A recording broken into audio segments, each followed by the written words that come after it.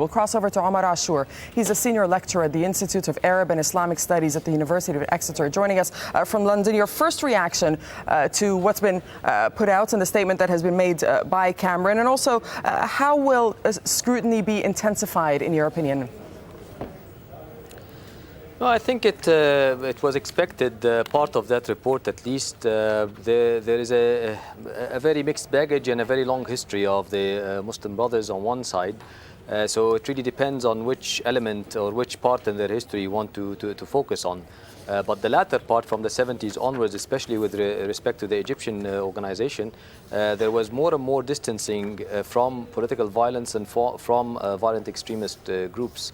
And there has been, even at some point in 2005 specifically, coordination here on the security level between associations affiliated with the general trend of the Muslim Brothers and the UK government.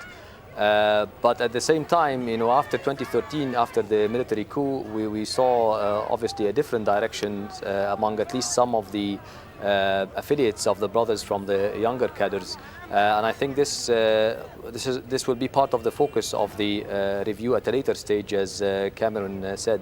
But how will it? So I think right. But when Cameron says that they will intensify scrutiny, what do you understand that to mean?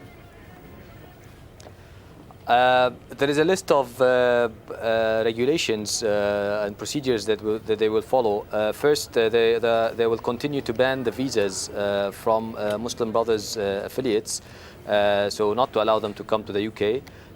They will also look at the charity affiliated with either the organization or the general ideological trend of the organization.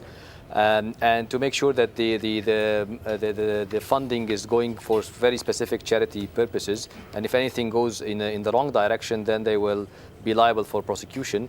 And I think they will also monitor the statements of the figures affiliated with the Muslim Brothers. Although all of the senior leadership have rejected violence and have condemned violent act in general, they will be looking probably at some of the mid-ranks and the affiliates that will either promote or condone armed tactics against specifically the regime in Egypt. Right, Omar, let me ask you this. Let me ask you this. The release of this particular review was postponed several times, and some ministers in the UK said that the findings of the report would jeopardize the UK's relations with some of its allies who have outlawed the Muslim Brotherhood. But why was it released now when it's been delayed in the past?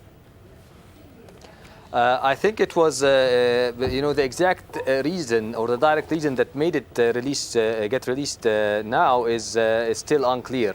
But we all know that there was very intense political pressures from one of the Gulfian countries to ban the Muslim Brothers, and the Guardian, exposed part of the carrots and the sticks that were offered to the UK government to make to make it head in that direction of banning the organization.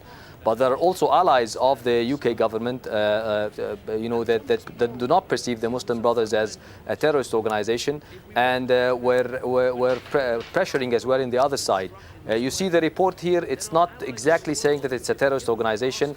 It is saying that some of its ideas and some of its ideologues, like Sayyid Qutb, have been conveyor belts to violent extremism, but stops short from banning the organization. So possibly this is a political compromise between the allies who want to ban the brothers and the allies, and the very rich allies who want to also condone the brothers or accommodate them in one way or another. Okay, Omar Ashour, thank you for joining us from London.